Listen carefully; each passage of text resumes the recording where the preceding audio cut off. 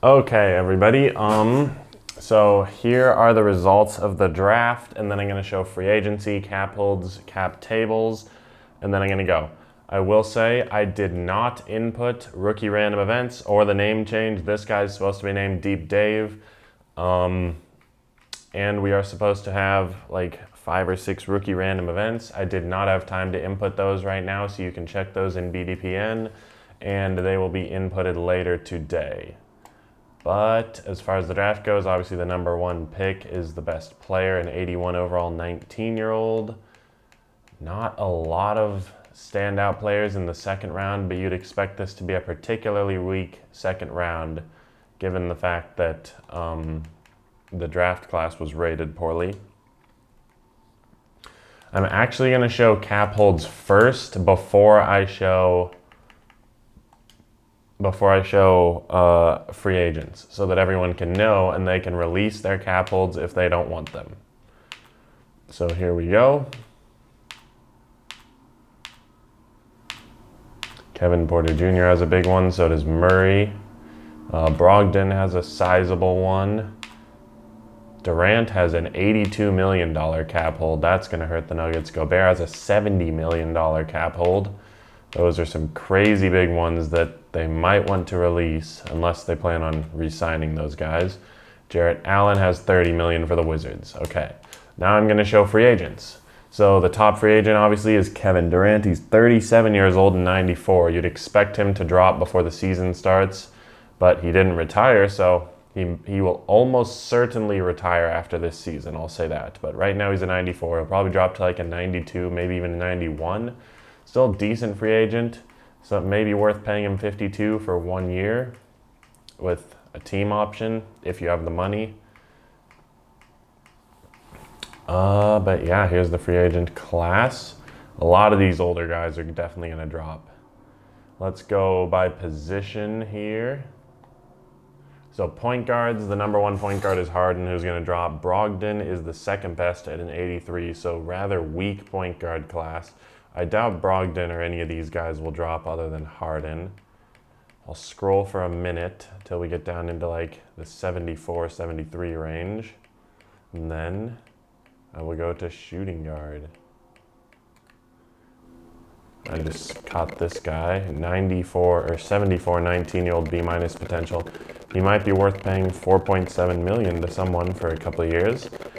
Shooting guards Ivy and Sharp are both RFAs, so the top free agent is actually Simons, who's definitely a good sign at $32 million.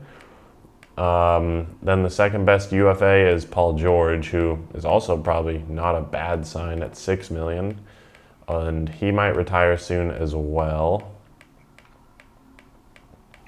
But not a very deep shooting guard class. Look at this guy, Eklund, 18-year-old, 70 overall, A potential. This guy's almost certainly worth signing. Here's what I'll say about potential. Look, I'm switching between teams. Wait, did I do that right? Where'd Eklund go? I wanted to show something. It's switched back to all positions, dang it. I don't know if I'm going to be able to illustrate this point. Yeah, it's not going to let me. I was just going to say he's probably not actually an A potential. That's just what the Sixers scout thinks, so keep that in mind. Going back here to small forwards now. Jalen Williams is an RFA, so Bridges is the top small forward, 88 overall. Definitely a player worth paying that money to. You could have him around for a few years and he won't down prog or anything. Middleton is a UFA, so is Vassell. Or Vassell. TJ Warren, Lonnie Walker. Some decent role players here in terms of small forwards. For power forwards, the top power forward is obviously KD, followed by Jaren Jackson, so some big names there at the top. Then we have John Collins, Robert Williams, Rui Hachimura. Not a very deep free agent class, though. I mean, none of these free agent classes are going to be as deep because we're putting such a heavy emphasis on people having the ability to extend players. throughout the entire sim. So a lot of guys that would be free agents just end up signing extensions. Ayton is definitely worth making an offer to, though. 89 overall. He wants 41 million. So is Jarrett Allen. I'd say center might be the best position because of those two guys in this free agency class. But yeah, there is going to be just less UFAs in general because we are putting such a heavy emphasis on allowing people to extend their players. So, whoa, for the Sixers, they only have a couple of guys under contract, and they're 59 million over right now. Keep in mind, that includes cap holds. So all of the cap holds that I showed, those are included in that 59 million number. The Bucks are currently 50 over. This is mostly just so you can see who's under contract. The Bulls have a lot of guys under contract. The 3-time champion Bulls.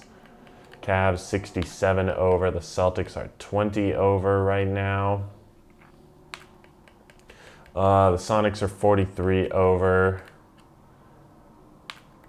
Grizzlies are 41 over with that Towns deal. Hawks are 19 over.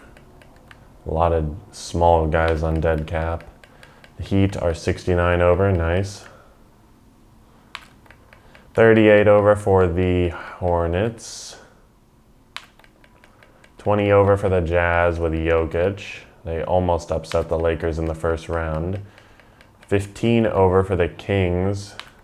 So it's not looking like a lot of teams have big money to spend at this point until they release some of their cap holds, which is why I showed them first, because it's extremely important that you make a decision on those.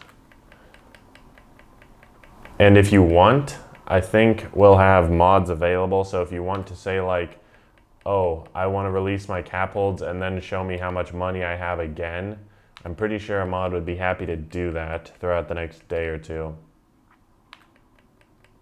Nuggets 84, Pacers 75, 66 for the Pelicans. The Mavs are the only team that I've seen that have the money to offer max right off the bat.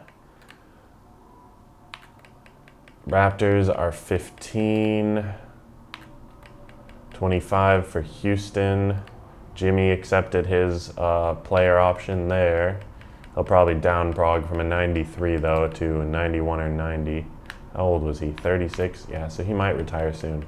Suns have 3 before they deal with their cap holds. The Thunder have 11 over. 75 over for the Minnesota Timberwolves. They signed Curry to that extension. And then Porter Jr. looks like he's in the last year of his deal. 85 over for the Blazers. 14 over for the Warriors. And 13 over for the Wizards right now. I don't think there's anything else for me to show other than picks. You cannot trade 2031 yet until we finish free agency. But I will show Sonics have a lot of picks.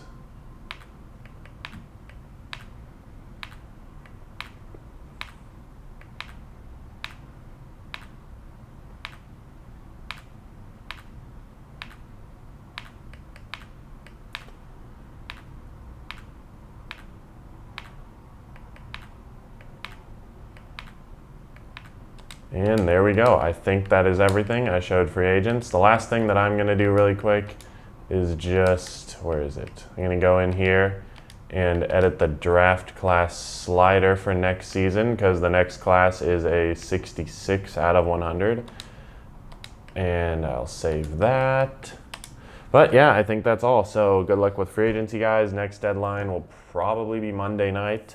We'll make an announcement. Thank you for watching, and go sign those fellas.